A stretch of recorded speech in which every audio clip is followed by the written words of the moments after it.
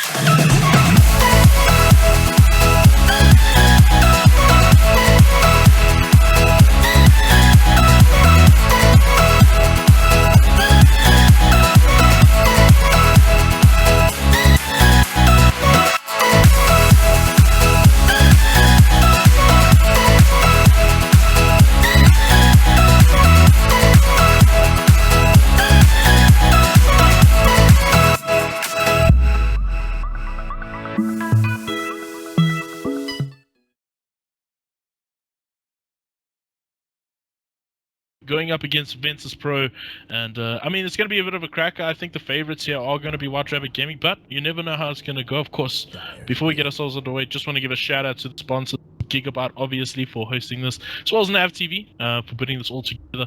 Big shout out to them, of course. Volley and I both cast from nAvTV. Volley, how are you doing this evening? Can't complain. You forgot one shout out. We got a stats man tonight. Old Cloud. Got to give him one shout out there. Let's see how well you can do this for us. Yeah. Go ahead, follow him on Twitter @CloudDota, and I'm sure he has some interesting stuff. They're obviously one of the up and coming players in SA as well. But we're getting ourselves into the bans. Beastmaster, Bounty Hunter, Void, Death Prophet, maybe a little bit of a surprise there to see him get banned out, but nothing really too out of the ordinary. Yeah, pretty standard stuff, but still a lot left in the pool. I mean, you've left Doom and Lich in the pool, and it can be picked up right now by White Rabbit Gaming. We've seen how devastating that combination can be. Earth Spirit, one of the heroes left in the pool, as well as the likes of the Lion. We spoke about this a little bit earlier, one of the most high contested heroes in this patch, and actually opting to not pick him up just yet. Yeah, I mean, I think they got a little bit of a set plan in their minds, the start of White Rabbit Gaming, going for the puck, Earth Spirit, so it looks like they're going to have a lot of aggression in the mid lane, and it's going to be interesting to see where Ventus really go from here. They're probably going to need to get some sort of very defensive mid laner, maybe something like a Viper who can really tank up and maybe sustain himself a little bit with just some good rotations, but it's not going to be an easy task for him at all with that Earth Spirit roaming around. Yeah, the good thing here for Ventus is they can block White Rabbit a bit. I mean, if you run the likes of the Lion or the Venge with the it's pretty sick, man. They rotate onto a lane and they just absolutely decimate anything that they're. They could have picked up one of it now. I'm pretty sure we'll see either a Lion or a Venge ban in this. There we go, Lion gets banned by White Rabbit. Still leaves Venge in the pool for them to use. I will actually be surprised if Ventus opt to not ban it out. The problem is if they do ban it out, there's still so much left in the pool. And I've said this countless times, this is why I'm loving 6.87. There's just too many good heroes currently in the pool and in the meta that you just cannot ban everything out. Yeah, I mean, I still stand by my words saying that the previous patch was my favorite, but this one is shaping out to pretty good. I mean, we still got a little way to really evolve into this and see if it does become stagnant, but for now it seems to be pretty vibrant and quite exciting, if I may. But we're gonna see a couple of bans here. The Spec not making it through the line like you pointed out, as well as the Disruptor slipping through. So the Disruptor ban obviously pretty good up against the puck, would have been a solid support in that sort of situations. Good control in the team fight, an IO ban. Alright, actually this is one of the things, I'm not so sure on the exact stats, but IO has actually been highly contested. I do believe in Epicenter it was picked up quite often, and I remember it being in the top 10. I'm not so sure. But it's one of the heroes that can be extremely scary and sort of put you on the back foot when you see an IO. Oh dear, they could get a Tiny, they could get a CK, they could absolutely demolish us. And with two heroes like Puck and Earth Spirit, is very quick ganking potential. Yeah, definitely. I think it's just IO's become better because there's more partners to run it with. Like the resurgence of the Ursa right now, it's another massive combo that you don't want to go up against, especially once it's that Blink Dagger up. I mean, you tether relocate, he blinks onto his target, and you re-tether, and you just are unable to kill that Ursa. I mean, you still have the Sven, still gets picked up a lot.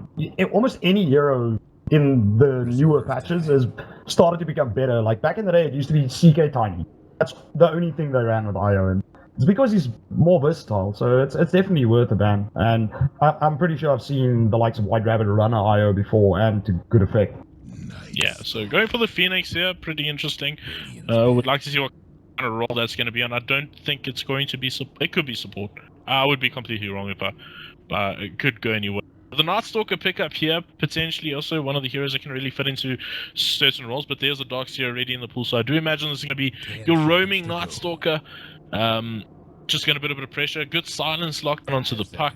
Can deal okay with these rotations, but I just think mid lane is going to have a very tough time. It's going to be very important to see what they pick up there and how it does. And oh man, Nature's Prophet Furion slipped through here, and still one of the heroes everyone looked at it's got a nerf. Oh, it's not out inside, not at all. This is still a hero that has a massive impact still.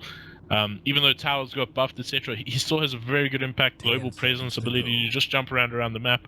So I'm not too surprised to see him come through here. I think it's a pretty good pick from White Rabbit right now, because you look at Witch Doctor and Nightstalker, Ventus can pick up something like a Gyro that can just sustain himself in the off lane on his own. And I mean, with the Witch Doctor and Nightstalker roaming into the middle lane, with that crippling fear, it's a pretty long silence, and when it gets to nighttime, I believe it's a bit longer. Yeah, it's 5 seconds at level 1 at nighttime. So I mean, if you silence up a Puck, you follow up with a paralyzing cask and a Maledict, he's pretty much dead.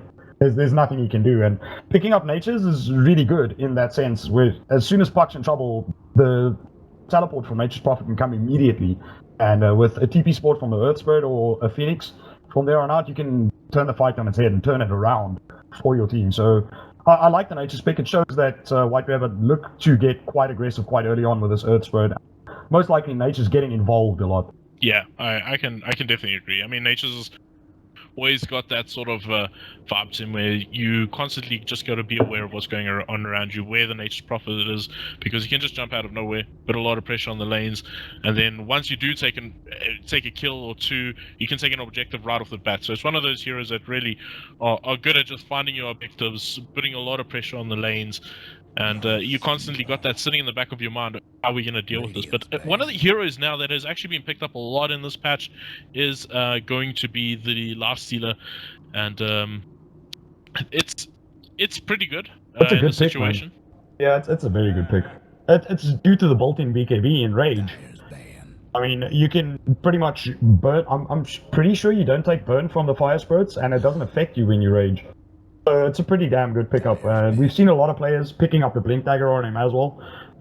He does struggle to close the gap. Open Wounds is a very hard nerf. You literally need to be almost right next to the hero to open wounds, and that's why players have opted out to pick up the Blink Dagger on him. And you could say potential bomb with the likes of Nightstalker. Well, there's your bomb. Queen of Pain can jump in, but you can still bomb him with a Nightstalker. Surge in from the Darkseer. Nightstalker, quite the tanky hero. All of a sudden, you've got a Nightstalker and a Lifestealer, both of them quite tanky and sustainable in a fight. Who do you target?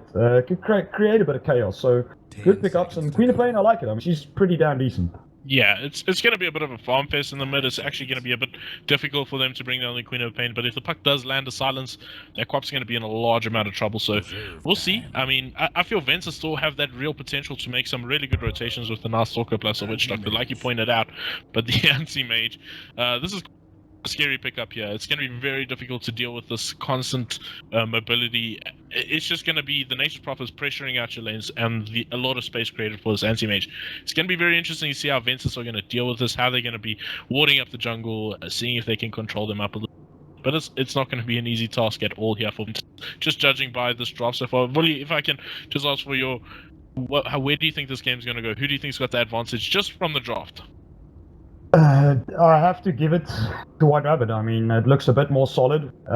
They can screw up and they can go late game. Like, the new patch has been showing a lot of games going to late to ultra late, and if there's no Spectre on the field, one of the best heroes in the late to ultra late game is Anti-Mage. You just can't stop this hero.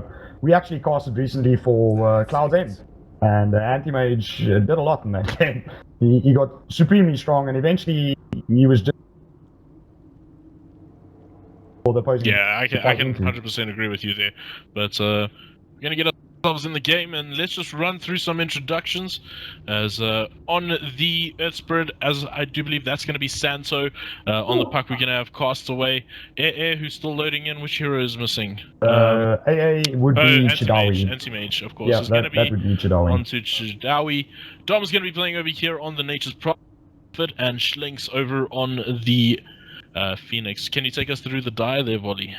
On the die side, Ventus, I'm just going to go through them as they're standing. It'll be Crimson Tide on the Queen of Pain in the mid lane. Erratic Rage will take that Lifestealer to the safe lane. Supervillain on the support Night Stalker. Griffin X on the off lane Darkseer. I'm pretty sure Griffin X played support at one stage. I might be mistaken, might have been a different team. 100% And then, last but not least, Ink on that Witch Doctor. Yeah, so Griffin X was one previously ALG, and found his way into this team. Pretty good player. I mean, we really saw some good plays coming out of him. I did cast a couple when he did move in, so we're glad to see him in a pretty good lineup here. And I mean, this is going to still be a very good game. I mean, the favorites will more than likely sit on the back here of White Rabbit Gaming, but there's definitely a chance for a shock to come out here. I do believe that this team can really do it. It looks like they're pinging out here. A lot of pings on the map. No animations. He's just sliding all over the map. Oh, who? We had this in a game the other night. The player reconnected, restarted Dota. No, there's nothing you can do. Couldn't get it fixed, and unfortunately, makes life really tough when it comes down to last hitting. Yeah. This is a very unfortunate thing. It's very frustrating. It's very frustrating to watch as well, but there's absolutely nothing you can do about it. So, yeah, there we go. One of the stats. I was 4th contested in the Ventus. So, yeah, like I thought, it was one of those very highly contested heroes, and no surprises in banned out. But looks like they're going to go for the smoke play. See if they can catch a wrap around here. And this could be pretty good for Ventus. They haven't been spotted out yet, but the smoke's going to be broken here. They're going to cut their way through the trees. They're going to find... Oh, this is a very good coming at you, but I don't think they have enough damage to really find a kill here. The Zakasa going to bounce a couple of times. Castaway, he's going to have to jump himself on out, and there is a DC onto the last year. That's a little bit unfortunate. DC's being controlled by his teammates and not in a terrible position at all. So, I mean... That's pretty good for them. They get a bit of a harass out. They're going to secure themselves this round. They unfortunately didn't find a kill, but to no loss. Yeah, they're going to most likely just secure this bounty run for the Queen of Pain. The likes of WRG need to make a beeline for their top lane. Try and get this bounty run on Castaway, who's already taken quite a bit of a harass from that. And he's down a half. He does have 2 full tangos and fairy fire. But it kind of commits him into using a tango already. So it's not ideal for him, especially up against the Queen of Pain in the mid lane. Yeah, Sanso, he's still hanging around here, but I don't think they're going to really look for a play. I don't imagine this could be a bit risky. Schlinks might look for the dive. If he does get this one, it could be pretty good, but he's going to be off the mark, and the kick comes through, and Anti-Mage is going to pick it up. That's a little bit unfortunate, as Castaway is also going to get the other bouncy, and a little bit of a loss there for Ventus. We really thought that they would secure that, but alas, it's not going to be. And they're going to be able to walk that out. And, I mean, that's not too terrible. Anti-Mage picking up a bouncy run. That's going to put him in a pretty good position. As we unfortunately get another DC here. Lifestealer having a bit of a tough time. But it looks like very aggressive lanes coming out here from Ventus. Do you think this aggression is really going to hinder this Anti-Mage? Or do you think Anti-Mage will fare pretty well here? It kind of forces White Rabbit to keep their Phoenix down here. So the ganking potential in the mid lane is gone a bit down. Yeah. But Earth Spirit generally can do it on his own with the help of Puck, but Puck really needs to... Hold on. Oh, never mind. I was reading there. Anti-Mage... Puck really needs to get the silence off. If the Waning Rift doesn't hit, Queen of Pain is going to get out every time. And it's kind of going to be very obvious that something's up. I mean, you generally don't expect the Puck to get aggressive on a Queen of Pain. Yes, the Puck's going to need to stay nice and close to the creep wave. To try and stay up, or to outlast hit the Queen of Pain. Pain's got a decent attack animation. Projectile speed is quite higher than the puck. So I don't know. It's tough to call. I think Crimson Tide, if he's on it, he should never get caught out in this mid lane versus the puck and the Earth Spirit. It should be pretty obvious that it's coming. I definitely agree with you. And I like this, the idea of going aggro and throwing Doxia into the Nature's Prophet. It's going to put a lot of pressure onto him. Nature's Prophet doesn't get as much of an advantage in this lane. It's going to be a lot harder for him to last it with his treants. Harassing the Doxia out is not too much of a concern like it would be if you were going to go with the tri lane and the treants harassing off your supports, etc. So I like this idea. I think it's pretty cool. And, however, yeah, Doms could just opt to start picking up straight up levels in Sprout and Teleportation instead of upping treants, because the odds of him feeding a few treants away to Iron Shell. I mean, the lane's going to overpush to Iron Shell, so he's going to be farming most of the time under the tower. So he should never be in trouble, really. And that gives him much better ganking potential, having the teleportation and the Sprout up to higher levels earlier on. Yeah, I don't think Doms will feed away too many of these treants, but I mean, it's still the potential that's there. Yeah, the no. Dox is just going to keep the lane pressured. It's not exactly the scenario you're looking for. As Doms, he's going to get a pull here, but unfortunately one creep's going to slip by, and it's not too terrible for him. I mean, we'll control his wave, make sure it doesn't push into the tower.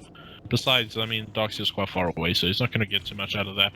Dom's now going to spot it out, and that terrible lack of animation is not fun to watch. But a lot of aggression here on the bot lane already. We got Chidawi with no mana left. He might find himself in a bit of a peculiar position here if they just keep on going on him. Ink is playing quite aggressively here.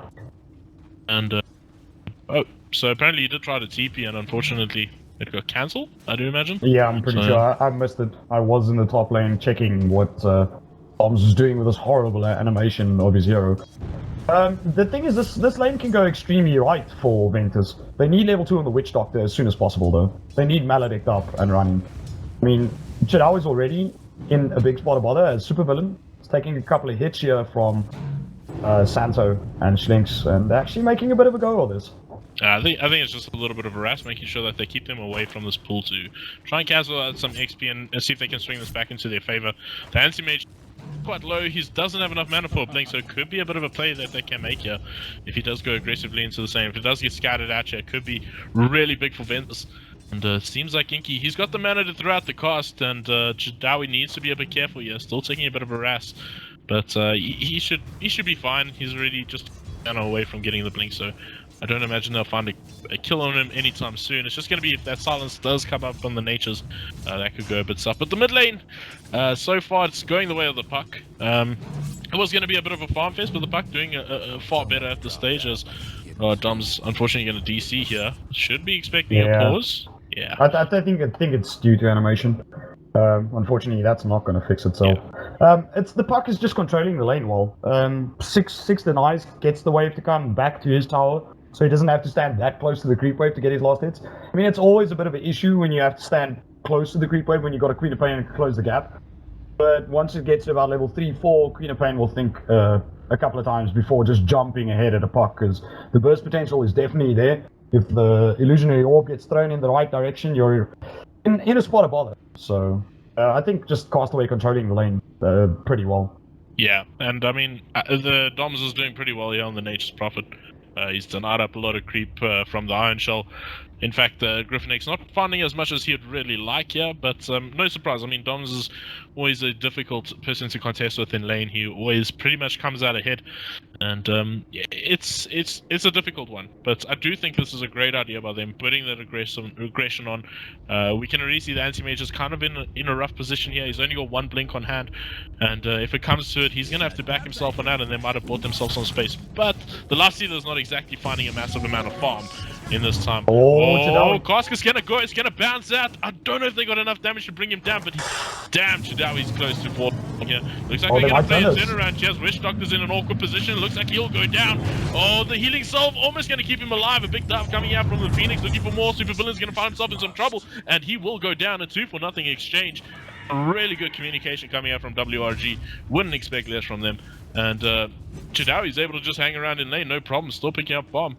And aggressive lane, unfortunately not paying off. It looked really good for them, but turning a bit sideways there. Yeah, it's with the lifestealer not finding farm. as effectively as the anti-mage, I'd give up a few last hits to the Witch Doctor and the Night Stalker. Get that level 2 up. The Night Stalker is actually opted now for Hunter in the night. It is almost nighttime, so I can see why. It's time to roam. But they need... they've gone for Voodoo Restoration as well. I really think they need the Crippling Fear and the Maledict. If Chidawi got hit by Crippling Fear in the previous engagement, after, he would have never gotten the Blink off. Paralyzing Cask would have hit, followed by Maledict, he would have been dead. Yeah. And that frees up the space for the Lifestealer. Yeah, unfortunately level 2 wasn't there for them yet, but it's not the end of the world, to be fair. Looks like they're going aggressively into here again. It was just a pull. It's got a bit of a pressure here, and I mean, the Lifestealer can get quite a lot out of it, and yeah, this is actually a point that's brought up by a statsman here, that Vanguard is actually a half-decent pickup for the anti-mage. And it looks like he is going in that direction. Of course, it does build into Abyssal, a very half-decent item for anti-mage, to be fair. Half, you say, versus BKB. Hero is just what BKB will lock you down and just destroy you. Yeah, especially... I think it's really good. Especially against Rage, Supervillain is going to pick up himself a bouncy, maybe looking for a rotation, but he's been spotted out already, so not much can come. But a big dive's coming out as they do identify that he's not in lane, and they will find a kill here onto Inky. And now, can the Lifestealer get himself an out? He's trying so much, but he's surely going to fall here. And another 2-for-0 exchange here in the bot lane, and things just not looking up for Ventus at this time. As I mean, White Rabbit Gaming, they're just on top of this, and it just seems like they've got no answers for this Ventus. Yeah, this lane is backfired now. It's almost time to switch it up. I mean, Griffinx gotten what he's... No, it's not that great. He's 16-0 versus 27-9 on the offlane. Whoa! And we get another kill. Gonna find a kill He's gonna die again. Second double kill going the way of Castaway. Apologies about that, missing that on the camera there, but I mean... They might find more. Yeah, looks like they're gonna find more here. Supervillain, he's in an awkward spot, trying to fight his way through this one. Nearly finding the kill, and he will. The first kill going the way for Ventus. But is it worth it? A triple kill going on to Castaway here. He's doing, well, he's doing well. He's got treads complete here. He's definitely in a comfortable position. And it just looks like White Rabbit Gaming really coming out guns blazing in the beginning of this game. Well, that's brave, but he might get it. He went in the wrong direction. Fairy Fire, and he missed. Wow. Oh, luckily Santo there to clear it up in the end. The 1-for-1 exchange, but Queen of Pain will take that, I guess. I mean, she got the experience there. She definitely needed it after Dom. But good aggression. That's the one problem with the Queen of Pain versus the Puck is your Poison Dagger is almost always going to miss. Sorry, Shadow Strike. That's almost always going to miss against Puck. As Chidawi in the bot lane. Big trouble here. Should go down. Oh, the Sunray just too late there from Schlinks. Don't imagine he brings down Erratic Rage here. Yeah. Well, they found 2 kills and quite valuable ones. Unfortunately, it wasn't Chidawi getting the kills in that bot lane, but still 453 gold going in the direction of Nightwalker as Puck just picks up another kill. No, sorry. Yeah, they picked up the Witch Doctor in the mid lane. Yeah, so these rotations into the mid lane not paying off. The Earth Spirit is hanging around here. Yes, they managed to get a kill onto the anti-mage. It's half decent, but I mean, it's just they need to try and slow this down a little bit here. Bit of pressure back onto this anti-mage because it seems like they've sort of sacked this aggro try. No, okay, the Witch Doctor is walking his way on down, so shouldn't be too much of an issue here. I mean, Dom's he's having an absolute ball here with this lack of animation. He looks like a Dota 1 tower. This is terrible to watch. But yeah, he's having an absolute ball. He's doing extremely well, and it's going to be a bit difficult for them to deal with a very farm Nature's Prophet. It'll be interesting to see what direction he's going. He's already got his face boots up. Plus the gloves of haste, so maybe just going to go for their Maelstrom. Looks like they might be looking for something in the mid lane here. Santo, he's in the general area. Will he look for the roll? Nightstalker's on the high ground. He's got full information about where Santo is. So no crippling fear, though. Yeah. I don't think they can bring Santo down. Even if they try, you can just roll away. Yeah, there's 2 forms of silence in this lane. Good kick, gonna catch out. Oh! Oh, this is very, very problematic, and Crimson Tide is gonna find himself in a lot of trouble, trying to juke and jive his way around, but he won't be able to, as Supervillain's trying to fight back into this one. Coconut's gonna come out. This could buy him some space, but not enough. Dom's rotating himself in. Now all of a sudden, Witch Doctor's in an awkward spot. The kick is on feint, and a big jump coming out from Castaway. Gonna secure that kill. A 3-for-0 exchange, and White Rabbit Gaming just capitalizing on any mistake, and unfortunately, Ventus with no real responses. Jeez, phase boot. Bot lane, bottom they're lane. going here onto the last dealer. He's already used his rage, trying to get himself on out. Could find himself in a bit of trouble here, losing a lot of HP to the rage, and he'll go down. Phoenix will pick up that kill for himself. 13 and 3 Dominating spree. is the score at this time. Dominating spree on the Phoenix as well. So there's a target for Ventus. If they can bring down this Phoenix, it would be a good goal injection. The kill earlier on the anti-mage is actually quite significant. He's now picked up a second ring of health. Why? Okay, I'm not following why exactly he's doing with this, but anyway, the reason why I said this is Thank God Battle Fury. Yeah, I guess. The reason why I said this is he should have had his Vanguard up if he didn't die. Second ring of regen, I can understand the HP regen can sustain himself longer in lane. I think the Vanguard would have been slightly better, but then again, these guys are Prem, they play Masters, what do I know? Yeah, they know much better than us. I mean, that's insane regen. You go what, 12 regen? It's fair. Plus, obviously, his passive regen that he has on hand. But yeah, Castaway, he's really having a good time in the mid lane here. He already got such a good lead just from the rotations that unfortunately did fail, and obviously successful rotations at the same time from the Earth Spirit or Santo. He's getting some good deep putting down. And Queen of Pain picked up level 6 now, or 7 in fact. I haven't really seen the Sonic Wave as of yet. Good warding coming at you. I really like this ward. It's very, very good. This mid lane is now not safe for anyone. This is a really solid ward. The only problem with that is I'm pretty sure the side of Ventus should have seen that, as there was creeps in the general area, and I think that is why Dom's TP'd in immediately. As well as Schlinks being in the general area, they're just going to take the tower now, because the ward is going to outlive its usefulness if it gets dewarded. So it's the better option. And this is what I was talking about in the draft, like the early aggression and showing to get everyone involved as quickly as possible. Bot lane, Witch Doctor will go down, but they're going toe-to-toe here as the Anti-Mage and the Lifestealer, but I think Anti-Mage will just get the hell out of dodge. Yeah, just got his blink online, just on time. Managed to get himself an out. Safe and sound. I mean, it's still really problematic. I think there was a solo kill there for the Anti-Mage. And, yeah, on his own. The Nature's Wrath, or Wrath of Nature's. That'd help him out. Alright, fair enough. But I mean, you're looking at a Lifestealer who's only got level 6 at this time, and the Anti-Mage who was under pressure from an aggro trial and sitting on level 8. And he's 1-1 and 3. He's got his Vanguard complete with boots, plus the extra ring going for that Battle Fury now. He's looking quite scary. Scrifnex trying to clear up some of this, but he's taking quite a lot of harassment out here from Doms. Doms actually taking a little bit from that Iron Shell. Big roll coming in. However, from Santo, Santo could find himself in a bit of trouble here. This could potentially be a kill. Sonic Wave is online here if he is willing to throw it out here, and it seems like he should be. He gets silenced up, Santo with the plays. Puck, however, does find a kill into the docks here. They should find Santo, however. He will die, but a Dream Core going to catch out the 2. They're looking for more. Doms is in the general area, and finally, there he comes out the Sonic Wave. Gonna secure a kill now. Will Castaway find this kill? Silence just going to be able to mark, but he does find the Witch Doctor with the Illusionary Orb. So I think it was a 2-for-2 exchange there. Not too terrible for Ventus, I feel. Yeah, it definitely went the way of Ventus. I mean, White Rabbit is pretty far ahead now. Top lane, Crimson Tide looking to re-engage on Castaway, who has the blink online. He's got the Illusionary Orb pretty soon. He's trying to get him low enough. He can jump, will jump, got the phase shift, and good, nice and easy kill there for Castaway. Playing it perfectly. Just getting Queen of Pain to the right amount of HP and taking her down. Yeah, that's I mean, it's pretty much how the game's been going this whole time. White Rabbit Gaming just having a pretty comfortable lead. They're gonna probably more than likely get an objective here on the bot lane as the Nature's has rotated himself in. He's got those and stuff, and should be a quick and easy tower here. I don't know how much of a response will really come out. So it seems like it was the Hanamatis into Orchid build here for Doms. It's quite interesting. More than likely going to be looking for their Bloodthorn. I don't think he'll rush the Bloodthorn. I think maybe Bloodthorn's a bit overrated, but they don't really have that much debuff besides obviously Lifestealer. So we'll see. He could potentially go that way. If you do get it early, before anyone can get BKBs online, it's a scary item. This isn't a fight Ventus want to take right now. This is not the best idea.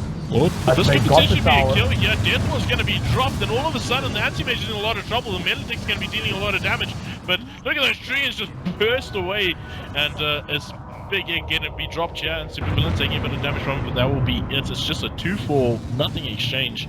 And in fact, Phoenix looking for more. Yeah, Supervillain taking so much damage. Will he live? One more right click comes out, and that's going to be another kill there for Schlinks. And tier 2 tower now under threat here as the Nature's Prophet still in the generators, got some treants up. And, I mean, Shidawi walking away with that one pretty comfortably. And look at the region that he does have, 15. He can hang around in lane and put some pressure and still find farm, not forced to fall back. So, I mean, this Vanguard build, it's damn strong. It really is. The problem for Ventus is they can't allow this to happen, but they can't fight either. They can try and look for objectives on their own elsewhere on the map, but I think that White Rabbit can respond to it so quickly and take a tower down faster than they can and defend and take the fight. It's a bit of a... Oh, Queen of Pain drops a Sonic Wave. I think actually did not clip Chidawi with a very good blink. Yeah. Bit of a waste without having Ags. Gonna be stunned up.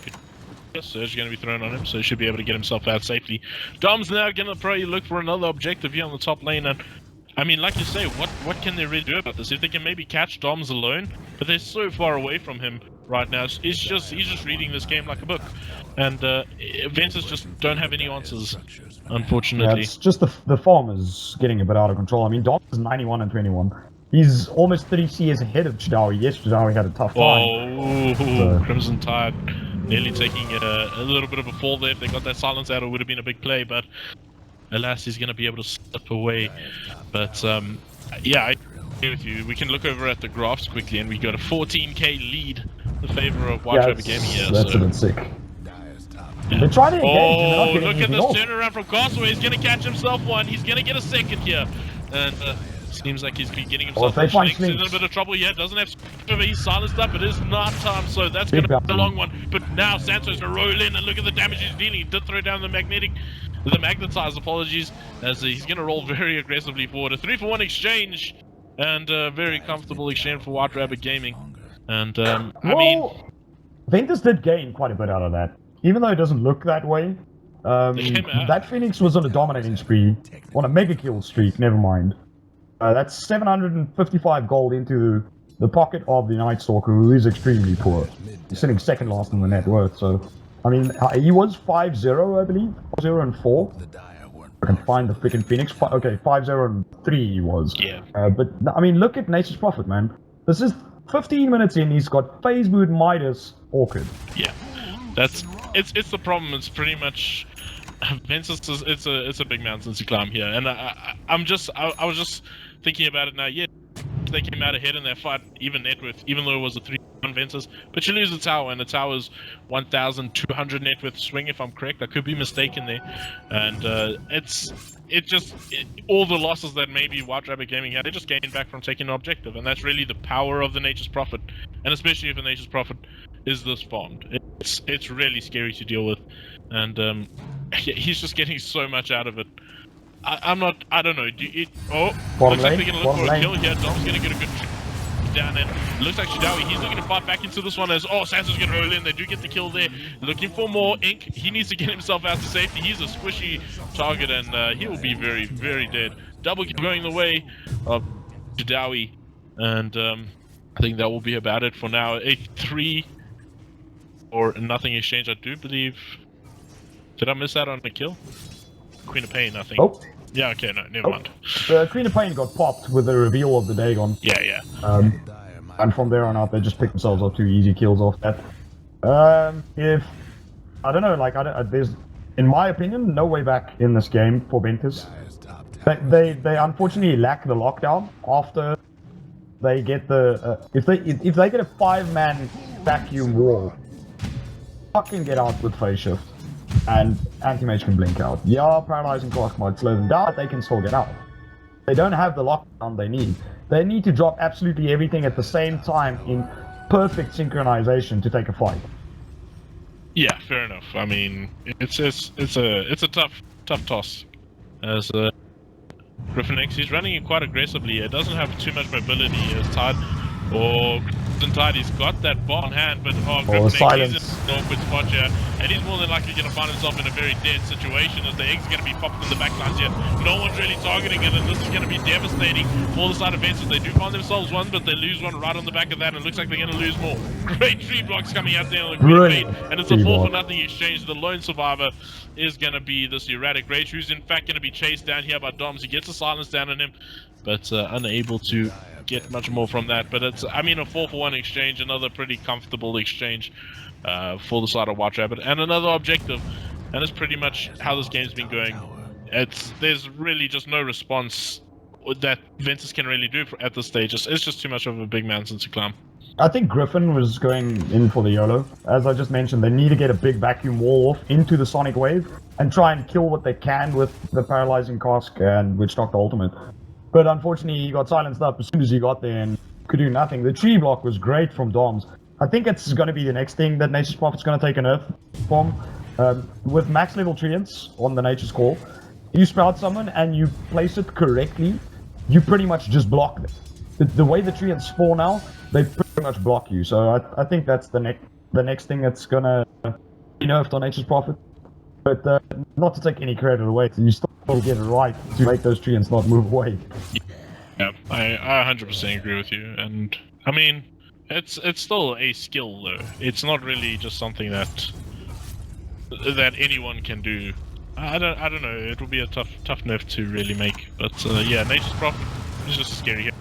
Big jump here onto Crimson Tide, gets the silence, standing dead still, but somehow something's hitting Crimson Tide, and he'll find that kill. Damn, it looks so awkward. This Nature's Prophet looks so damn awkward. It's just Blink Orchid is like the Achilles heel of the Queen of Pain. If you don't have a good start, then life just becomes more and more difficult. You're always hesitant to blink, especially once you know Orchid's up.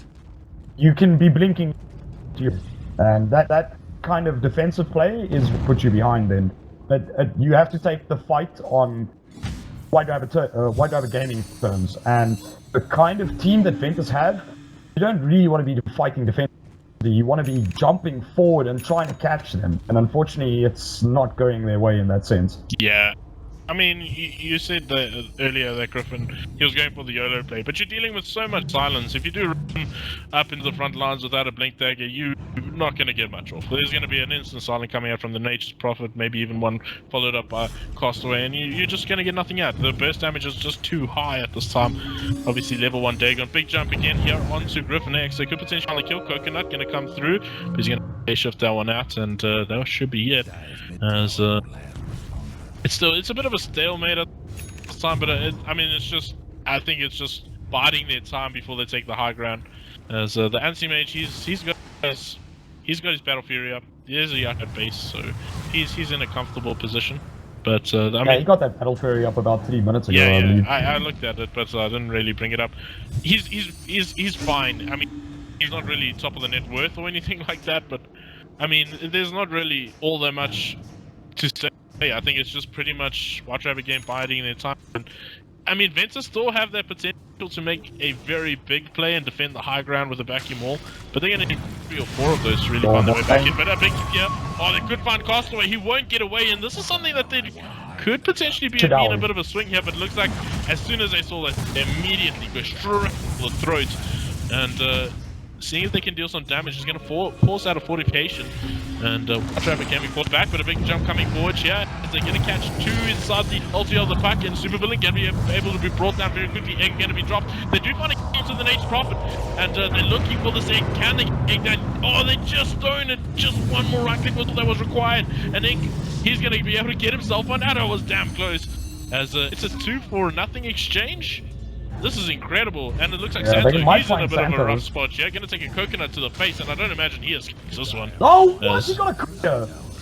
He gets brought down. Did he find the courier there? What the? No, what the hell did he kill right in front of him? It looked like a courier. He killed the Phoenix illusion, I think. I could be wrong, but Schleck's gonna find himself in a bit of trouble here, as this is more than likely gonna be his death, and this is really the place Ventus have been looking for. Maybe they get even found more here, as this is going to be a big jump coming out from Castaway. They're keeping the chase up here. They do get stun out onto him. It's going to bounce onto the creep. Will it bounce back is really the question, but they will find the kill. This is huge. This is going to be a massive swing for the side of Ventus. 5-for-2, I believe. A 5-for-2 over the period of Chidawi dying. Because Nightstalker brought back. 100%. No, it's a 5-for-1. It's only Nightstalker that died there. Unless someone is that low that they've respawned already. No. Yeah, you're right. It's a 5-for-1. 100%. I remember Ink managed to get away there with about nothing. He TP'd out from the tree line. Man. Door mid lane. Santo, huge trouble. Might actually go down. Silence for days. silence, the crippling fear is so strong. It's only level 2. Only level 2. 6-second silence at nighttime. And I think that's what won them that previous fight. Even though the Night Stalker dropped immediately when he came back, a decent silence off and got it off a second time on Castaway. I have to give props to Santo. Immediately stopping the Witch Doctor Death Ward. I thought that was the turning point in the fight for White Rabbit, but it just went a bit south. And then Santo being Sacrificial Lamb, running all the way over here, getting himself killed, keeping the attention of Ventus. And unfortunately, Schlinks and Castaway opted to not get the hell out of Dodge. They actually stuck around. And in the end, managed to get themselves killed. And Santo's died once again now, so that's a 6-for-1 trade in the last 1.5 minutes. Man, I mean, could this be the 3-2-2? I mean, I don't know. I don't know about 3-2-2, yeah, but no, I do it's, doubt it's that. definitely But I mean, helping Ventus. It's definitely will be one of the better comebacks I've seen in some time. I mean, this was almost a conclusion at that stage. But I'm pretty sure Wild Rabbit Gaming will put their heads together now and pull it together. But I mean, Ventus looking really good at the sun. Big jump coming at you. Will catch out on 2. As a going to keep being alive a little bit longer, turning this around. But look at the damage coming out. Is it enough? Will they get away? This egg's going to land. They're no kills as yet. Finally, one's going to go down. It's going to be the Witch Doctor looking for. He has the orb's going to catch him just before he gets his TP off. And it's a triple kill going the way of Castaway. Now, can't do anything out. He's in a rough spot. To be fair, Lifestealer, he's trying to toggle himself out to safety, and Griffin's going to fall. Now, Lifestealer needs to get himself out of dodge, as Nature's Prophet at the same time just putting pressure onto his tier 3 tower. Ultra kill on onto Castaway there. And they lost the tier 3 tower in that, and it looks like they'll lose the second one here. I don't imagine there's much of a way for them to recontest this one, as it's already very low. And, I mean, yeah, that's exactly what I expected from Wild Rabbit. I mean, they lost the fight pretty badly, regrouped, regathered, and pulled it back. I almost dare say that was planned. Now we got caught out, and they forced the issue, they forced the fight, they got a Stalker buyback. They're now a Pain and a Doxia buyback. There's no buybacks and no gold. They might have just done this on purpose. Yeah, maybe. I don't think you. Oh, that's 4-man Dream Coil! Oh, man, this is huge. Big vacuum wall. Only going to catch out 1, however. And I think Griffin X is going to be a very man here. It's a 2-for-1 exchange so far, and it's going to be a 3-for-1 exchange. And GG does get called from the side of Ventus, and a little bit unfortunate. It showed glimmers of hope, but Wild Rabbit Gaming just being a little bit superior in this game. Maybe we'll see in game 2. Ventus can pull this one back. I mean, of course, this is a best of 3. But what? I need to speak to someone from White Rabbit Gaming after the series is done. I want to know if they did that on purpose. What? Lose a fight on purpose? Beautiful. No. Never. Well, they forced 3 buybacks and they immediately won the fight after that and got them the GG. I sincerely, since they were biding their time so I think Shadawi got caught out, yes, yeah. But what tried after that is what I'm getting at. That they possibly try to force buybacks and then went, alright boys, we got your buybacks, you got no gold, we take the fight, you lose the game. We lose the fight, we have buybacks. Yeah, well, fair enough. We're going to see you guys in game number 2, of course, coming up shortly. Thank you very much for spectating. We'll see you there.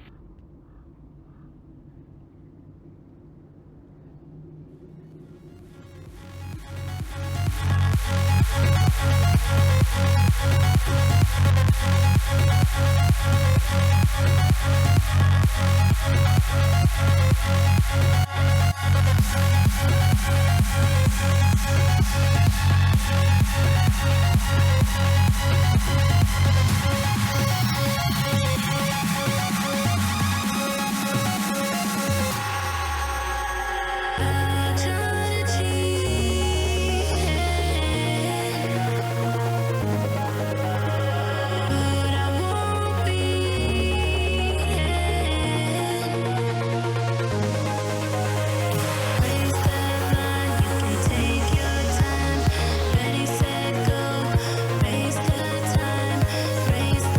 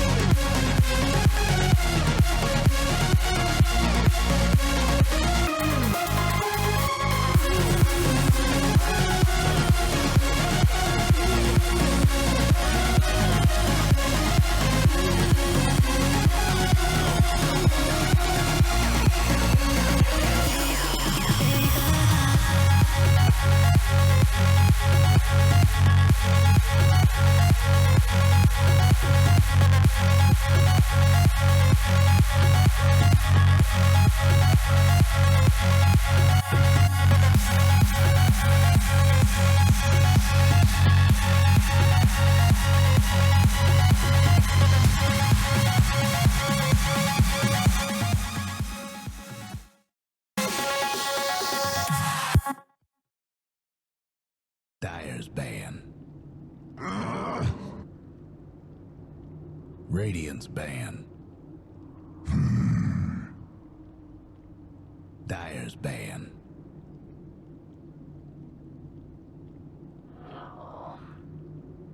Alright, we're back for game number 2 in this best of 3 series. White Rabbit Gaming going up against Ventus Pro. Reminder that this is the Gigabyte Challenge, and obviously hosted by Gigabyte as well as nAvTV, and we're going to be joined by Volley. How are you doing? And whoa, fluffy little ball has popped and appeared in that pick slot. How are you doing, Volley? What do you think about game number 1? Can't complain, pretty good. Like Ventus' draft already, but White Rabbit picked up that IO, so... Oh boy. This is where you go in full-on crap your pants mode in the ban stages. Like, who the hell do we ban? Do we ban the Ursa? Do we ban the Tiny? Do we ban the CK? Now, you ban those heroes, and White Rabbit just go, well, thanks, we weren't going to use them in any way. Now, you've left so much more in the pool.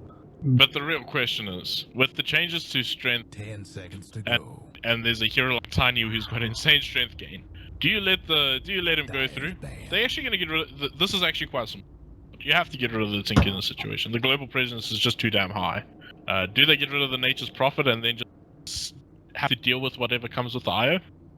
There's another issue. I mean, if you get rid of Dom's Nature's Prophet, it's pointless because he's probably going to be on the Beastmaster in this game. Yeah. However, the other hero that has been ignored completely with the Tinker in the previous game was the Alchemist.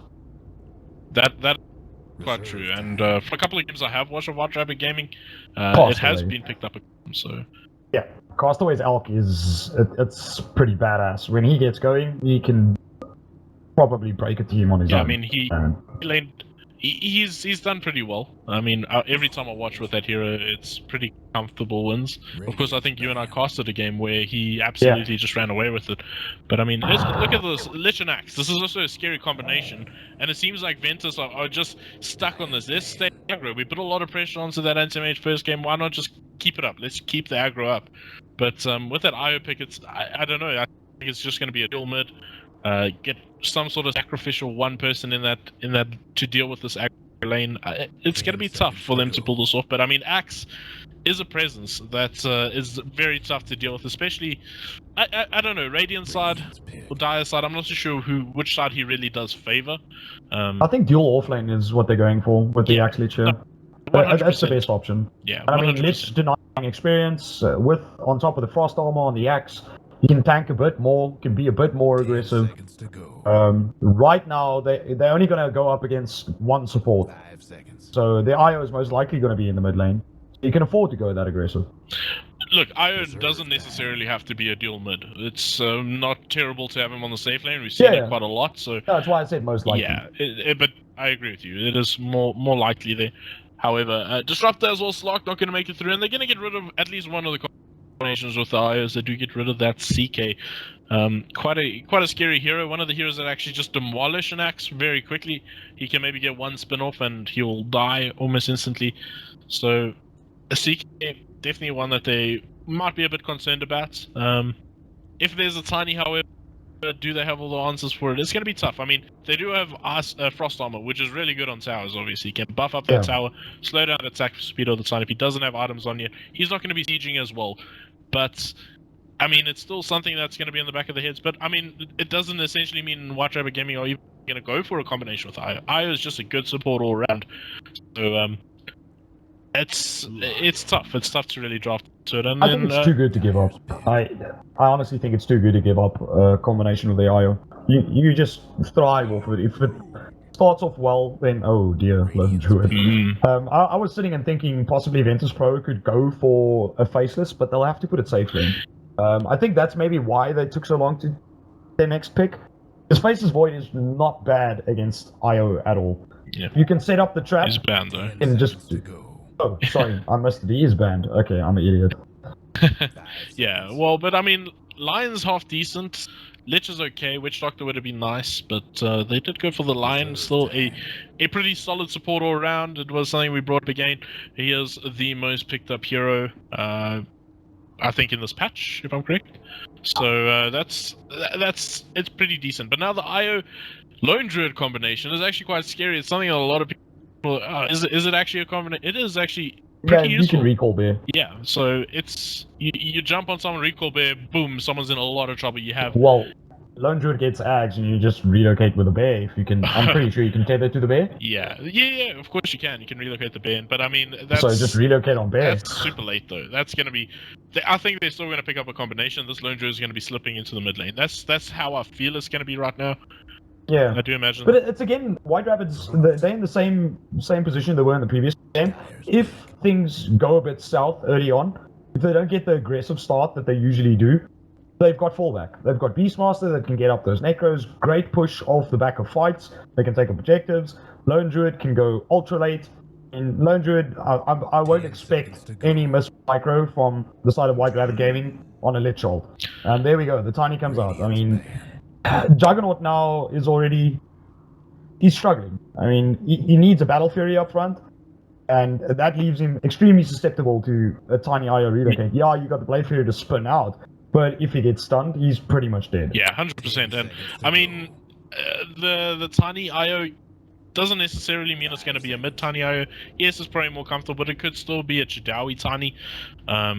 I do imagine it's going to be Castaway's Tiny, but I could be completely mistaken. But safe lane Lone they Druid, could run safe lane Lone Druid on his own. this could be a support and Beastmaster. Let's throw that into the pool.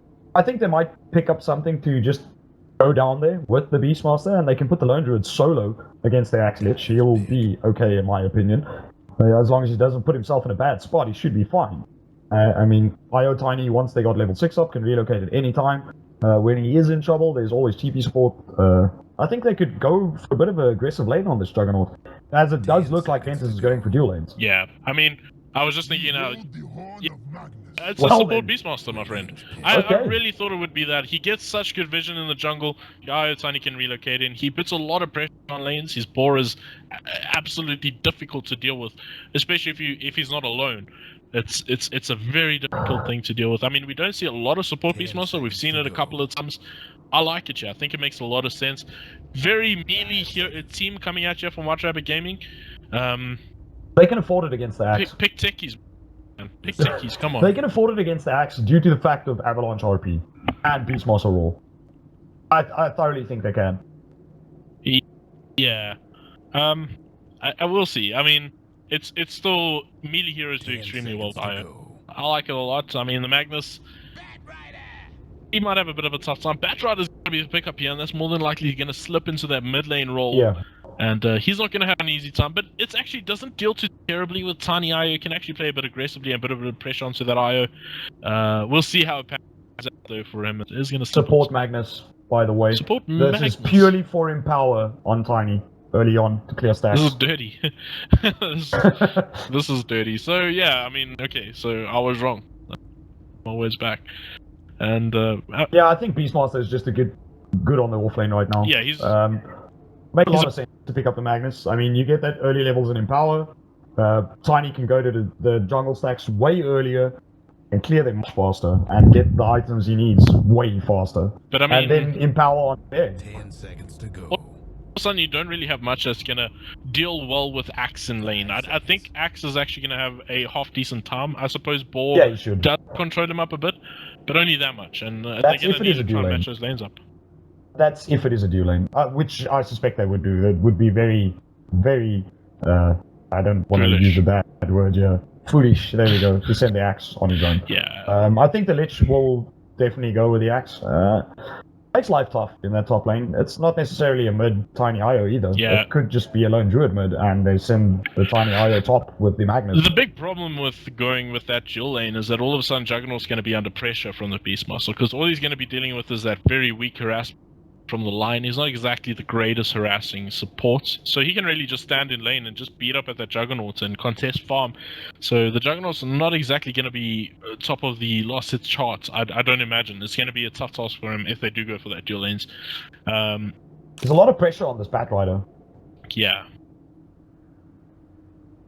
Well, that could Yeah. work. That's super interesting. Yeah, but going to the Ags, that's Yeah, it's AoE cleave in the area. That could definitely work. The reason why I'm saying there's a lot of pressure on Crimson Tide to win this mid lane is he's pretty much placemaker for them. Unless Griffin X has a really good time in lane and gets that blink up nice and early. And Crimson Tide is going to pretty much determine when and how they fight. yeah. That is what I'm getting at. There's a lot of pressure on his shoulders to this mid lane. If he can get a early blink up to get that lasso going, it's still going to be tough. I mean, even though it's a support Magnus, if he's in the right position, you get skewered when you lasso. That's kind of useless. Yeah, we'll see though. I mean, Batrider is a good pick into this draft. I feel that Batrider is going to It's good control, definitely good control, and the sticky napalm stacks are definitely going to be hitting a lot of heroes. So the extra damage you take, it's something to be wary of. Especially with Axe, if the Axe gets in there and there's the 3 or 4 sticky napalm charges on you, that's not going to be fun. But I won't be surprised to see a magic stick on almost every hero from White Rabbit Gaming. Yeah, that's more than likely a certainty. I mean, maybe not Lone Druid. I don't think you go Lone Druid, but Beastmaster. I mean, Beastmaster, Necro Books, and Eggs on the Magnus. That's just there's no towers. Yeah, it'll hurt. Well, definitely hurt. But that's a great point that man brought up. I think the Ags could be useful. And wait, they won the first game. I won't be surprised if they do try something out here. Nothing against Ventus, but White Rabbit Gaming is one of the best teams in South Africa. Top 2, definitely. Yeah. And they might be just experimenting a bit here. Let's say top 3. Let's say top 3. Alright, fair enough. Fair enough. I do think they're probably second, but let's say top 3 teams in SA. I think the SA scene's definitely grown a lot, looking a lot more competitive lately. I mean, it's good to see some teams actually giving a bit of fight back into these Masters teams. I was going to call them Prem teams, of course, the Masters, but it's a tough task. I mean, to deal with these teams that are so set and comfortable together. I'm not too sure how long Ventus has been together. I do believe they've been together for quite some time, but I know like they got new additions like Griffin X and so on. So it's still looking good for them. They really showed some good signs. I mean, they took a good fight in the previous game, and if they kind of kept up that tempo, they could have maybe even found a little bit of a glimmer of light, but unfortunately it didn't pay off in that game. But I mean, I never say that it's going to be one-sided at all. I mean, White Rabbit Gaming, yes, they're probably one of the best teams, but by all means, any team can take it off the back of anyone. Yeah, well, unfortunately, Dota SA, pretty typical with Reborn and South Africa. No, one guy she is AFK. Is AFK, so okay. That's apologies. Yeah, don't blame Dota now, my friend. This is people stuff. But we're gonna get ourselves underway finally, and it's gonna be interesting to see how these lanes really pan out, where they're gonna be opting to go with it, as all the heroes start laughing out loud. And I mean, it's still one of my problems for Ventus. I like their drop, in a sense. I just think that the lack of harass is going to give a lot of space to Doms once again, and we saw how he actually punished them in the previous game. I don't know, it's going to be tough. But it looks like Doms, he's already got himself an Iron Talon, purchased that up straight, some tangos, so he can fall back into the jungle if he does take pressure, but I don't imagine he's going to be under much. So we'll see. Let's keep it clean. Already sending out this Hawk to scout out the run. And then they have full awareness if anyone is rotating through their jungle, or how much contest they're going to have. Well, maybe some free farm here for Crimson Tide, and good 30 gold. Finds himself 30 gold, yeah. Yep, that's how you do, man. Seconds to go. Well, Magnus is in the bot lane. This could still be a support Beastmaster, I could be wrong. Or jungle Beastmaster even. Yeah, I think it's a jungle Beastmaster. They've got a hard support IO. This is as greedy as it gets, if this is where they're going. This is literally the greediest play you can have. So ideal, hard support IO, man. I mean, he doesn't get any items, he wards all game. Giving themselves a bit of a chance here. No, I'm kidding, I'm being a retard here. Yeah. They're gonna find themselves both bounty runes. Oh, actually not. This time Juggernaut does manage to pick up the bot rune. And it's due to the fact that the Magnus was heading towards the mid lane. Not 100% sure why. Looks like it is the dual lane. Tiny mid. Solo safe lane, Castaway. Castaway, safe lane, lone druid. Okay, that's quite interesting. Yeah, Santo it makes on sense. the off lane with Doms in the jungle. So, like I said, trying things. Yeah, this is super interesting, super greedy. And it would be really good of Ventus to make them pay for this right off the bat. Okay, so Chidawi went straight up Magic Wand. Never mind, Stick. Straight up Magic Wand with Oh, Tango. dude, you're playing up against a Bat Rider. That's the only item you need. Yeah, I thought he'd go for Stick and possibly Ango. Oh no, But you no, get stop so it. much out of the wand up against a Bat Rider. A full wand. The magic Well, wand. So Griffin could get a lot out of this, but no Frost Armor. He's getting very aggressive very early without the Frost Armor. This is, might want to bide his time until Lich hits level 2, because he's taking so much harass that he might even have to back off. Completely back to base. But they're putting a lot of pressure on the bear as well, so it's not the end of the world. yeah, it's. I mean, we'll see if aggression will pay off, but. I like the idea of going aggressive up against a team like White Rabbit Gaming. He's got level 2, didn't opt to get a point in Frost Armor or Ice Armor, and I've on several occasions disagreed with people who've made this decision. I feel that the Frost Armor, when you are going on that off lane, is much more useful. You'll see it come into effect, but it looks like he's going to try and harass Castaway out of this lane. Fair enough. I mean, this is a very squishy hero. Essentially, it's the lone druid in lane, so it makes a bit of sense. There's a problem with it. The cooldown. The new cooldown on Sacrifice is extremely high. The mana Mid cost lane, is look at extremely that high. sauce. They throw his Crimson Tide back, but he might find a kill here onto Chidawi, but nope. No ways. Those orbs, all of them hit. And easy kill there for... Well, not an easy kill. It was actually a pretty difficult one, but this is a difficult lane. Like you saw, the IO just falls back to the tower. You get stunned up, toss right back into him, and you're going to be taking a hell of a lot of damage. And with that much escape, he Plus the nearly tether managed to slow. find a good position, but... Apologies?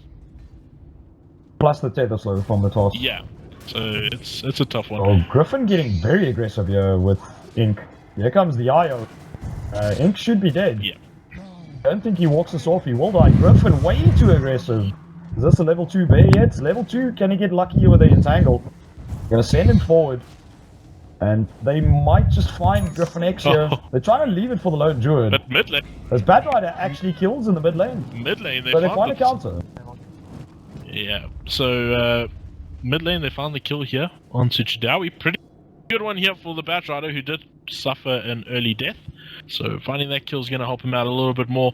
Not really in the greatest opposition, but of course Dom is sitting in that jungle. He's top of the last hit charts, and not really too surprising. This is a hero that does extremely well in the jungle, and he's doing some choke point farm. And it's a lot of farm that he's going to be picking up very quickly, and this greedy lineup could start to pay off a little bit. As we see the IO still in this general area, putting a lot of pressure onto this axe.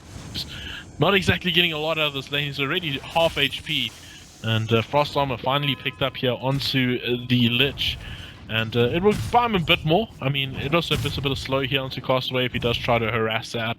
It also deals with the bear a bit. If the bear does hit you, slow it and it can't get there for the next hit, and then no entangles will be coming out. I'm But trying to find his bear. Is his bear dead? Because he can't resummon for another 6 seconds. He might actually die here.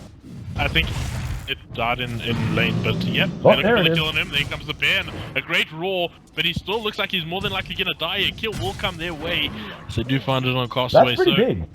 No bear. Yep, no bear now. Oh, no, he's got a summon.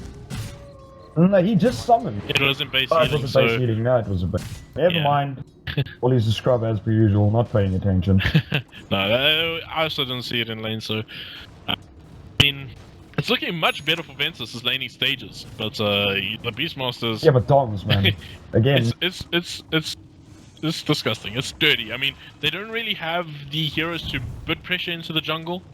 It's a tough one. I mean, you got to deal with the quick movement of the IO Tiny and mid lane. They're looking for the kill here on Crimson Tide. He does get the fire, apologies, out, and gonna be putting a bit of pressure here. But he must be very careful about overextending into this one, as he does take a decent amount of harass here from Schlinks. And Sanso, he's not doing terribly in lane. He's picked up 16 last hits.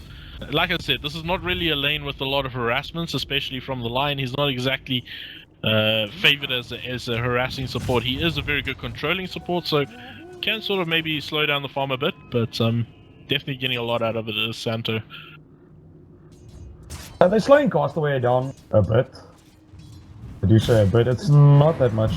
He's probably going for Midas on the bear. Yeah. But yeah, they've slowed him down. I wouldn't say significantly, but they have slowed him down. And Crimson Tide is finding a bit. Oh, gets a creep toss to the face.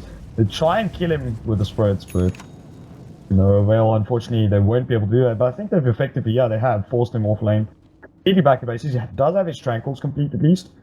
Super Villain is being smoked up. I almost thought he was invis there. Also heading back to base for some reason. The problem for Ventus is their Juggernaut has not even got just past half the last hits of the jungle. Beastmaster, who's level 6.5 versus a almost level 6 Juggernaut. And again, this is what I said in the draft, is that this Juggernaut's most likely going to go for the Battle Fury. Right now, without boots, look too well for them. I mean, Griffin X is doing not too badly. He's almost got his Tranquils. He's got a Ring of Health as well. Tranquils is not far off, and if they can get the blink in a good timing, it could try and make something happen on the map and possibly slow down the side of White Rabbit. But the thorn in their side would be Dom's Beastmaster. As I did mention, he's getting pretty far ahead, and he's already got a belt of strength. So definitely going for that very early Necros.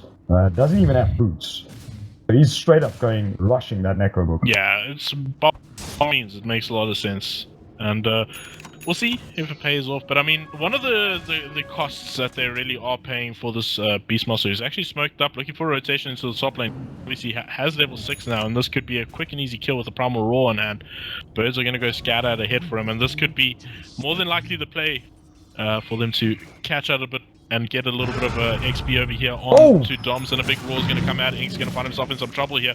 They're going to send Griffin X back, who's dealt a lot of damage over here to Castaway. Is he going to keep on playing very aggressively into this one? Might find himself in a tough position, gets entangled up, now still taking a decent amount of damage. They're keeping their distance here, but Castaway, he just walked straight into it. That's going to be his death. But it's going to be a 2-for-1 exchange, and I think a very unnecessary death here. Crimson Tide falling extremely low in the mid lane here. He's just going to escape with 50 HP. But I don't think that was a necessary death there for Castaway. I think he just underestimated the amount of damage that will come out from that counter helix, and obviously pure damage. It's a level 3 counter helix though. So most players, you won't expect them to completely max the counter helix in the offlane. You'd actually expect them to pick up 1 or 2 more levels in the Berserker's Call, so it lasts longer with the extra armor.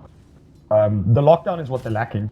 So with the extra levels in Berserker's Call is generally what you would expect. But Griffin X has gone for almost pubby build. I mean, he's completely maxed out the counter helix.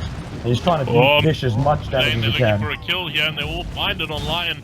Do apologize about that, and looks like Crimson Tide now walking up, looking to find a kill here onto Schlinks. This could be a very big kill for him here if he does manage to find that extra bit of cash here. But now, can he maybe bait Shadawi into his death? As Shadawi's in an awkward spot, the toss is going to be there. Will he be able to bring him down? This is going to be a close fight as the Firefly's going to run. He turns around, tries to right click, gets the lasso down. That should be a very dead Tiny, and it will be. The Lich will pick up that kill. And a great rotation coming out there. 2-for-1, I do believe.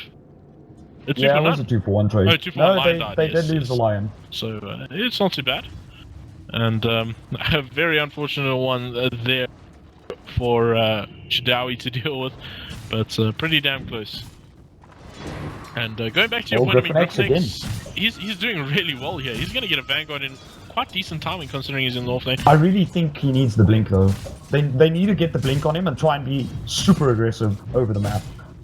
I think you're going to be dealing with very early Necro books, so you're going to be taking quite a lot of damage. So you don't really want to... I don't know. I think I sit on board with the Vanguard. I do agree with you, the blink that provide a lot more control. He's got it now. He's got the Vanguard completed. Yeah. The reason why I'm saying this is Lich is practically level 6. One more sacrifice gets him level 6. And if you can get a big blink call, the problem is he's only got a 2nd level in Berserker's Call now. As I said, generally you think to actually have more levels in his call. Roar's gonna come out here. Dead, yeah. He might find the bear. Ooh. Look at this thing. Oh, he gets a good call here onto Dom. He can find a kill. He will. He throws out the dunk. Does he maybe escape with his life here? He's quite tanky. Gets the frost armor. He might even get himself one out. This is a great play coming out from Griffin X. will find himself. Necro creeps though. Now he's Necro getting creeps slowed in the up. He went portal. back into this. This might be a little bit of a mistake coming out from him. Taking a bit of damage here. Uses the call just to give himself that bonus bit of armor. The chase is still on, however. The bear's trying to beat up into him. Will it do enough damage? As Frost The entangle. Oh, the entangle's going to come out. And Castaway's going to find himself that kill. Rotations are going to come at you. And a bit of pressure onto Castaway. He's going to try and find his way on out here. And should rightfully so. Crimson Tide's in the generator. No Blink Dagger as of yet. But I don't imagine he's going to find all that much at this That's time. unfortunate. Very unfortunate. If Ink managed to sacrifice a creep there, would have been level 6, would have had the Chain Frost available. And I'm pretty damn sure Castaway would have lost his bear to the Axe. I think Axe would have been happy to kill Doms and the bear. I mean, the bear gives you what, 300 gold? If I'm not mistaken. I think you're right. Yes, I think it's 300 gold. On top of a kill on Doms that gave him 520, that's 826 gold. yeah. Dying after that, I think would definitely been worth it. And Castaway was getting aggressive with his bear. He had the mana to dunk it. And if Ink had the Chain Frost, they could have possibly even brought down the IO off the back of that. Yeah, I mean, he did have the dunk on him. You're actually quite right there. 300 gold would have been pretty big. I didn't actually catch the threshold or the amount of HP that the bear had at that time, so...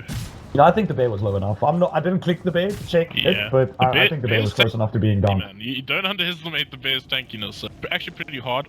They're going to scout this out with the ball, and a lot of damage coming out onto Castaway as that Hadouken is going to fly out there and deal a bit of damage to him. It's just going to force him back, and he's having a bit of a tough time this game around. Is Castaway pressure? He's on almost him. got his Midas. That'll start slowly but surely accelerating things. And Griffin, he's on the hunt almost there. I thought he was actually going to go look for Castaway there, but now we got 3 people in the mid lane. Yeah. Looks like Doms wants to make a play again. Raw is up. Not the biggest cooldown. I mean, it's only 80 seconds at level 1. And he's turned his attention to the bot lane. They might try and kill Erratic Rage here. Yeah. Already pinging on him, yeah. This is more than likely gonna be his demise, potentially. He's gonna be walking into the tree line here, throws out a mango, realizing he might be in a bit of trouble here. Purchases up a Perseverance, doesn't get the TP off as of yet, and he's got him out of the tree line. Oh man, that's a lot of commitment, but they do secure the kill. He's here though, but he's slowed up with the core balls, unfortunately. Yeah, that's raw plus RP thrown down for that. Quite costly, but I mean, they're securing these kills. Fair enough. I mean, maybe a bit of miscommunication there. It's not the end of the world. And Doms, he's got himself some kicks now, plus the Necro book, and once he does get that into level 3, towers are going to start melting very quickly. And it looks like he's sacked up the jungle now just to give a bit of space to Castaway, who did fall a little bit behind, and still not really in a very comfortable position as of yet. But the Midas will accelerate it, definitely. My only problem with Ventus is they need these Blink Daggers. Super Villain gonna run right into Doms. Will stun him up with the Earth Spike, but he's getting quite a bit of a rash from the Core Ball. I think the Core Balls are taking damage from... Yeah, he's dead now. This is gonna be... Yep, that's the end of Super Villain there. And Eternus though. Griffin X and Erratic Rage is here. They have the Omni Stash online. Tether's been broken. Could possibly... Oh, beautiful re-tether there from Schlinks and gets him the hell out of dodge. Yeah, he was always going to get out. Schlinks' IO is something to really watch. If you look into practice your IO, I mean, this is definitely one of the guys you want to be watching in SA. He is one of our few 6k MMR players. And, he definitely knows this hero pretty damn well. But otherwise, I mean, they're still doing much better this time around. But now, Santa's picked up his Blink. I mean, this is now where the side of White Rabbit Gaming go, right, we've got RP up, we've got Blink, let's go. I mean, it's 10 seconds, and Blink RP into a relocate Avalanche toss is pretty much dead anything on Ventus. I don't think there's a single hero that survives that. Possibly Axe. Yep, big rotation here to the bot lane. There are 3 in this general area. Could be a bit risky for the need to be going in.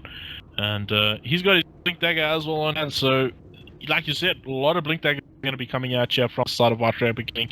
Won't even be too surprised to see Doms pick up one a little bit later. But looks like they're not going to go for much of a play here. Crimson Tide could find himself in an awkward position. I just don't know if there's enough damage on this Tiny to bring him down. Not on his own. Yeah. He does have the Blink on, but not on his own. So, this Tiny is a little bit more poor than you would expect. Yeah, they I'm had not to saying sack he's the doing jungle. bad, but they've had no stacks for him in the jungle. Yeah, You they had to sack the jungle. That's the problem. Yeah, it's one of the costs you pay when you do go greedy lineup. Ooh, when you do go greedy lineup with Beastmaster in the jungle or something of that sort, you don't really get a lot of stacks out. Meanwhile, top lane looks like they're going to be putting a bit of pressure here onto this tier 2 tower. Griff next, he's in the general area. Is he willing to get a call out here? He potentially fight into this one. He's extremely tanky. He's also got the Lich, who's got ulti on hand. They could defend this one, but these walls are just controlling so well. there's the He's big going to boss. come back, yes, two. And this is going to surely be listed them as the Lich. Ult's going to be bouncing around, dealing a lot of damage. Do they potentially find a kill here? Yes, they will. 1 for 1, 2 for 1. Unfortunately, and now Griff next lane gets just not enough damage. The heal coming out from Snake, so it's just enough. That was nearly the death of Chijawi there, but a 3 for 1 exchange and a tier 1 tower. And Ventus needed a to very react. unfortunate part there for Ventus. Ventus really needed to react better there. They only sent 3 up there. If they brought the Batrider up there in conjunction with the Juggernaut, who does have Omni Slash available, that could have gone way better. Very well played by Ink to actually get the Chain Frost off there. I thought by all means Ink was going to die before even getting the Chain Frost off. And getting it off just showed that if the Juggernaut was there, they would have cleared out the side of White Rabbit Gaming, in my opinion. They were all so low. Yeah. Oh, big jump. Yeah, they're going to finally kill onto Chidawi. Will the Juggernaut throws out the Omni Slash now. They're just playing a bit aggressively, followed by Santo, but I don't think they're going to find too much here. But pretty decent kill there, finding the Tiny.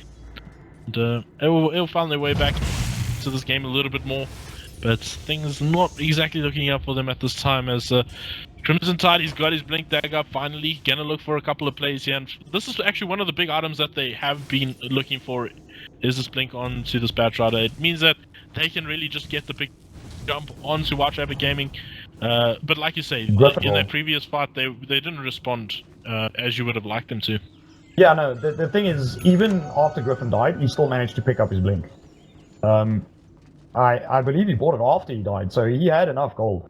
The thing is, they really needed to react a bit better. I think their 5-man fight could go extremely well if they have all the ultimates up.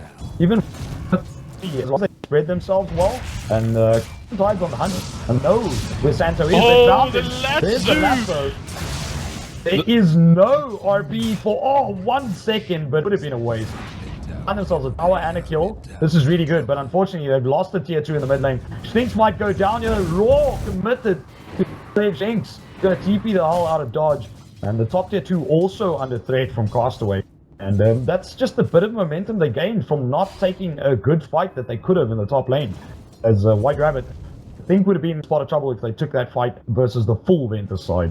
Yeah, well, Tiny did find the kill into the Juggernaut on the back of that, so that's not exactly what they were hoping for. Other way around. The Jugger found the kill on the Tiny. Yeah, but Tiny no. Tiny killed Juggernaut. Okay, that's after Juggernaut killed him over here with Omni Slash. That was quite some time ago, but I mean now. Yeah, just I'm recently, still talking about this fight over here that they didn't commit everyone. Yeah. I think it's costing them. Yeah. So at the end, I mean, White Rabbit Gaming, they're still ahead, I do believe, but it's not a big margin or as comfortable as a margin as they had in the previous game. And I mean, this Axe has really been on point. He's been in very good positions. He's got his Blink Dagger on hand right now. He can start playing a lot more aggressively. Plus the Batrider, it's pretty decent timings for them. I mean, the Batrider wasn't doing fantastically in lane, but managed to find his items at the end of the day. And I mean, Ventus could really just take a game off here, off the back of White Rabbit Gaming, and you don't really want to take a loss, especially in this kind of tournament. So we'll see. I mean, I'd like to see them try and trade here. They look like they're coming to defend. I don't think it's the fight. Oh, well, there's the big jump. Oh, the RP though from Santo. Skews him back though. I think it was not the best idea as the Omni Slash does drop now. This could go well for him if Griffin can just blink. His spirits keep hitting him, man. And now the chase is on. If they can keep this chase up with the Necros, they're going to lose Ink. There's the blink tossed back for the creep. And they might lose Santo here. Griffin is chasing. Don't think they bring him down though. Healing Ward immediately got disposed of by Chidawi as Erratic Rage finds himself in a spot of trouble. Griffin does manage to find Santo. Can they find? No, they will not find Chidawi as he does blink himself out. But a 3-for-2 trade. I was wrong by saying they shouldn't have defended, so I would have liked them to just trade objective there. as they are a bit behind the farm, but they made a good fight out of it, and that was without the Chain Frost. Yeah, I think Crimson Tide is definitely the MVP of that fight. Got the jump, pulled one out. They managed to secure the kill, forced White Rabbit Gaming to either completely abandon or take the fight, and they had to take it not on their terms. And that's pretty much what you got to look to do up against a team like White Rabbit Gaming. Get them in a situation where it's not where they want to be, and it was really well played. And I think this Batrider pick is such a solid pick in this sort of draft. And I said it in the draft, and I'll say it again. It's looking really good for them. The Tiny, he's already picked up a Hyperstone for himself here, so looking more than likely to go into that AC. Doesn't have Ags, so that's quite interesting. He's got a Magnus. Yeah, but I mean, Ags on Tiny. Yeah, no, I'm with you, but in this time frame of the game, he doesn't need it. He's got the Empower from Magnus. So getting the attack speed right now, I'd value the attack speed over the Ags. Yeah, considering the fact that he didn't have jungle stacks to go back to. Yeah, I can agree with you. I mean, there's definitely no problem. So he's going for the AC. Gonna be skipping out the Ags, which can have a... Could even be Moonshard. Pardon? It could even be Moonshard. It could be Moonshot. Let's have a quick peek over at the net worth charts here. It's still lingering in the favor of White Rabbit Gaming, even though the fight did go so well on the side of Ventus, but unfortunately they're just not managing to catch up with the net worth, and it's just because of the efficient farming that's coming up from White Rabbit Gaming. They're just really utilizing the map really well to keep themselves in this game, even though look, they're not behind by any means, they're still hitting kills, but I just feel like Ventus have definitely been pulling up their socks and taking some good fights. If they can take a few more good ones like that and get a bit more farm off the back of them, they could really find themselves in a really good position and even a hit.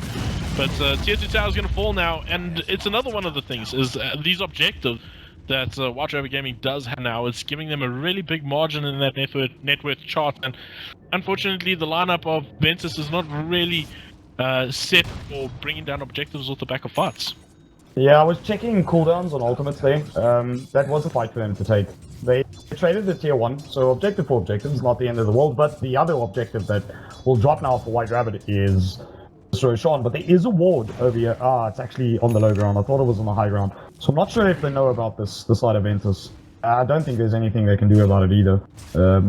They do have all their ults up now. So the next fight could be good for them, but with the Aegis and the Radiance on the Bear, makes life a bit more tough. No, I don't think Ventus have any idea that this Roshan's happening. No. They are gathering up though. Yeah, I'm just looking at the net worth of this Lone Druid. He was in such a rough position, Castaway, in the laning stages, but now managed to find himself right back in it, and I mean... Oh, the smoke's revealed.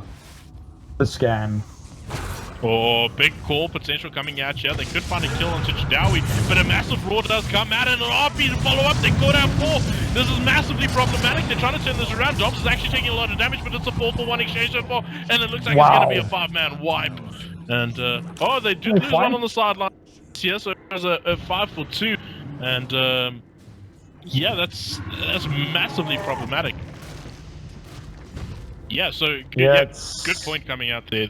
3 of the strongest tower taking heroes on the side of White Rabbit Gaming. So Moonshot, by the way. Yeah, I mean, why not?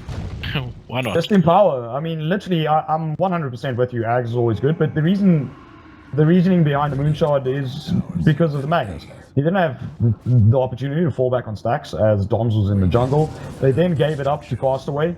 So there was nothing for Tiny to really farm, and I fully agree with the build right now. He probably will still go for the Ags because of the extra damage onto towers. But yeah, like just mentioned, they lost the fight badly. They got a bit lucky in that fight as well. The Ventus, the counter helixes went off like crazy in that fight and almost turned it for them. But I believe Chain Frost was not expended. Finger was not expended. Now, I thought the fight went brilliantly at the start with a beautiful Earth Spike from Super Villain. As the Bear was running into the Savage Wall, top lane kill for Batrider. Yeah. Finding it on his own, actually. I'm not on the lane sure what road. happened there. I just saw the Io was on such low HP. I do believe that potentially, maybe just in the jungle, Crimson Tide just being... Oh, it was not the Lone Druid. I'm seeing things. Sorry, never mind. I thought the Lone Druid died. Oh, they might find Santo here. This could be a big kill, but the Tiny's in the general. He's quite low though. He does have Aegis, so this could be a big counterplay for them. He turns around, he's going to find himself one, but Chadawi needs get himself out of this. The dunk is going to be the dunk. expended, and unfortunately a little bit too early. That is very costly here. And Chidawi, I don't think he escapes with this one. He's got the face boots on, he's quite fast. Santo, he's still alive. And, I mean, does Chidawi get out? Gets the stun down onto Griffin X. He doesn't have a TP. He's going to have that blink up in a few more seconds, but look for more here. Beastmaster did find the Batrider in the top lane there. And the IO relocating back in. Schlink's in the general area, going to see if he can save someone if need be. Ink! But, apologies? Ink so close to being revealed by the Spurs. Oh, man, that was damn close. Oh, that is so unfortunate. Axe was just unable to bring down that Aegis, as they do find him. That first dunk. Yeah, threw away that dunk, unfortunately. That was a bit costly there for Griffin. But, I mean, he did have Aegis. It would have just been for the Aegis. It still would have been good. It's hard to chase Chidawi there. I think they could have definitely found the Magnus of Santo, and then try to work from there. They lost, I believe it was the Lich, immediately. No, it was the Lion. No, I'm not sure now anyway, but they lost one of their supports immediately to Chidawi coming in there. Lion. Okay, yeah, but I definitely think they should have gone for the Magnus. Here's the big jump RP, skewers them back straight into Chidawi. One hit, Chidawi will most likely lose the Aegis here as well. Well, they've got a lasso in the below ground. They will most likely find Santo this time. Oh, the last Omni Slash to a creep. It's not a fight they want to keep taking. Aegis is still alive though. This is it's very scary, especially that they got the mech on hand. Yeah, big jump coming out once again. Chidawi gonna look for the kill here onto the Juggernaut, but a good call coming out from Griffin X. They could finally bring down that Aegis, and they will, rightfully so. Now they did lose at least one race here, and the Bear's been doing his work. As Castaway is doing pretty well there. Good toss to buy him a bit of space here, and Griffin X is in trouble. He gets brought down. They're looking for more, and will the Juggernaut get away with it? Yes, he will. For now, as a good chain force coming out, is going to deal a lot of damage here. Bounces back and forth. They're still quite sustained by the IO, but for how much longer?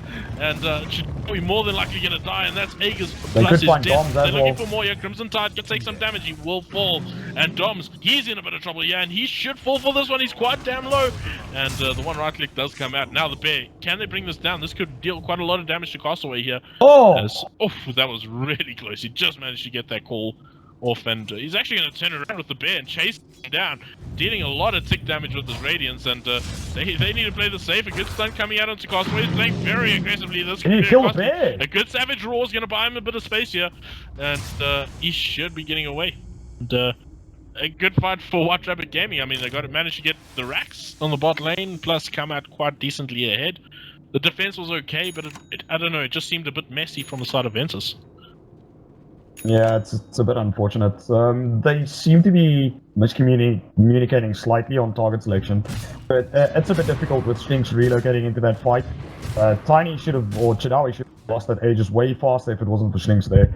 I mean, the Chain Frost was on point, and you could see White Rabbit was panicking a bit in which direction to go, because that Chain Frost kept bouncing as someone tried to change direction, and it kept following. And luckily Stinks was there to keep them up that long. And it cost them only Chidawi and Doms, I believe. Yeah, and I mean, look at the Tiny's items, no, man. I think Santo also went there. Look at the Tiny's items. Who needs Ags? Who needs Ags with arms like these? That's, again, Empower. it's super strong. Yeah, I suppose so. I mean, I still think Ags is good. I think he's just... Good God, look at him. Maybe I'm wrong. Maybe it's a great pickup here. Looks like Juggernaut might find himself in a bit of trouble. Yeah, gets stunned up a little bit, but a good Earth Spike's going to stop at least 2 from pushing up any higher. And I think that should be it for now. But White Rabbit Gaming looks like they're grouping up and they're ready to take this high ground again. And hopefully it will go better for them this time. They don't have Aegis. There's a big jump forward by the Tiny. Going to see if he can catch anyone on the high ground. Of course, you're not going to get that. Pipe has been utilized here. And the tier 3 towers under a little bit of threat. But will there be a big jump from the Axe? He's running forward, but Radiance is going to make sure he can't blink forward. He has to run it in. And I mean, great positioning of the Bear there, and a little bit of damage taken there from... He's going to catch out too. He gets the skewer back. Toss stun, and that's going to be the death of the Axe. Now they don't have that concern anymore. But big turnaround here. Juggernaut gets Omni Slash off, but not much damage really coming out of it. They do lose the Batrider. Barback coming out from the bat immediately. As they're looking to turn this around. A lot of damage coming at you. Will they be able to bring down Castaway as the DC on the Beastmaster. Unfortunately, the Juggernaut needs to try and get himself away, taking a lot of damage. He will be brought down. The Io managed to find that kill. A 3-for-1 exchange. But they did bring down the Tiny, but now the Bear playing very aggressively forward here. Schling's going to tether to it. But the Rax, it's still standing for now. Big skewer back here onto the Lich, and the Lich is going to see his last days. Crimson Tide in a very awkward position. As we got 4-star forward there. No buybacks. No buybacks. That's going to be the game. There it is. GG, well played is called. And White Rabbit Gaming are going to take this best of 3 series 2-0. And I mean, we did expect it to go this way, but it was a really good fight. The second game from Ventus, it looked far better.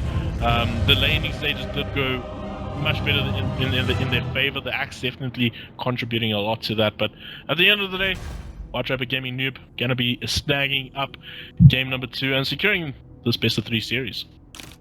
Yeah, it's unfortunate in that last fight in the middle lane, Griffin X dropped way too fast. It's unfortunate due to the fact that Castaway's Bear had the Radiance, so as you mentioned, he has to walk it in, and as soon as he gets close, he just gets Savage Roared away. And that put them in a bad position for a decent 2-man RP for Santo, and just lost them the fight straight up from there. I'd still go back to that one fight in tier 1 in the top lane. I think Ventus could have defended that better and accelerated them slightly better into the mid-game stages. Not to take anything away from them, they played really well in game 2. I would almost dare and go as far to say they could have put White Rabbit a bit up against a wall, with their backs up against the wall, if they got a couple of better fights. But unfortunately, it didn't go their way. Well played to both teams, and White Rabbit will take the series 2-0. Yeah, I agree. Ventus definitely had an opportunity to snag up a game here, but just missing out on the window, unfortunately. It looked really good, but that's going to be it from us, of course. Big shout outs to Gigabyte for making this a possibility, as well as nAvTV for hosting the tournament. And yeah, of course, to our stats man, if you want to follow him on Twitter at cloud.dota. You can also follow me on Twitter at scarpydota, and as well on Facebook, just the same, scarpydota. Volley, you want to share any of your deets? Oh, well, Facebook, WoollyZA, as it appears on the screen. Otherwise, you can follow me on Twitter at WoollyZA. I try to stay active as much as I can, but I'm generally more active on Facebook, unfortunately. That's about it. If you guys want to follow us, you can go over to the social media and go check out what we do. Yeah, and of course, you can go look over at the tournament, nAvTV site, nAvTVDota. But that's going to be it from us, ladies and gentlemen. Hope you enjoy the rest of your evening, and good night. Ciao.